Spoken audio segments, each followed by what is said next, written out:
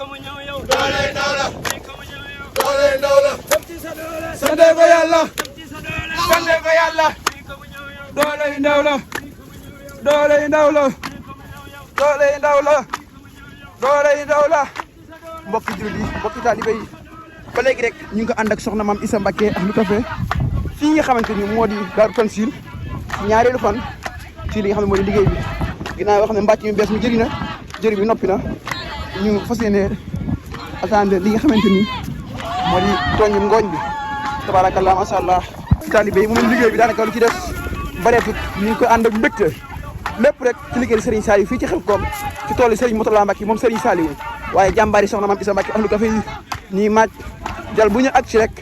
doy mu féete boor ñu jëm ci beneen li nga xamante ni moo di liggéey bi macha allah roñum gooñ bi nekk noonu mu mel ni mi ngi avancé bu baax a baax a baax jaajëfal baax waa Croix-Rouge tarkal la ci taxawaay bu am solo bi noonu jal yi nekk noonu xamante ni moom fu ñu wër même pas une minute ñu dóor ko mu féete boor ñu dajale ñax yi li nga xam ne moo di ngooñ mi ci benn côté man ne tamit bu ñu am benn borom da koy jël daal di dem waaye ñu jaajëfal baax fédération Ahlu Café international si njiital soxna Mame Issa Mbacké Ahlu Café bëggum sëñ Modou Fatou sëñ Massamba lu mel ni lii lu neex la ndax liggéey Serigne Saliou bi nga xam ne nii mën na ne yaa ngi si cappaandaw ba nii lu mujj li waaye gis nañ jëriñ sëñ Dame ko fa nekk noonu waaye sëñ Assane Akassa tarkal ñu doon jiital li nga xam ne mooy dëbb bi kon ñu ngi jaajëfal baax a baax a baax soxna Mame Issa Mbacké Ahlu Café la lion du désert de Sarsara jàmbaari soxna Mame Diarra bi nga xam ne lii lépp mooma moo leen nampatal xale yi ci liggéey Serigne Touba Serigne Saliou fii ci tool yi liggéey Serigne Touba ci café gi liggéey Serigne Touba ci li nga xamante ni moo di joxe sa doole kon soxna Mame Issa Mbacké Ahlu Café ñu ngi koy ñaanal mu yàgg ci yàgg yokk yàgg wér barke balay ñu ngi nii yor ngooñ bi waaye nag boole ko seen lu neex na xam ne bàcc dañuy baax ngir may leen sawar tànge waaye nag dafa jël moom yor ngooñ tarkal la di maaj fas yéene wut li nga xamante ni moo di jar kon ñu ngi jaajëfal bu baax a baax soxna Mame Issa Mbacké Ahlu Café ci liggéey bu am solo bi nga xam ne mi ngi koy tàggat ndaw ñi mais nangu ba noppi rek depuis barki dem la 30 ba léegi ñu ngi ci tool yi tey ji tombeel la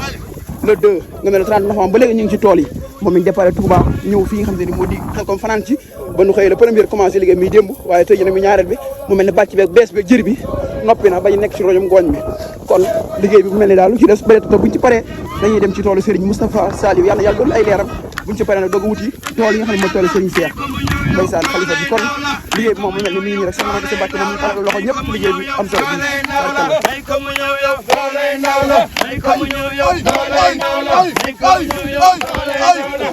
xam ne ni sëñ Omar waaye nag ku ne xam na ko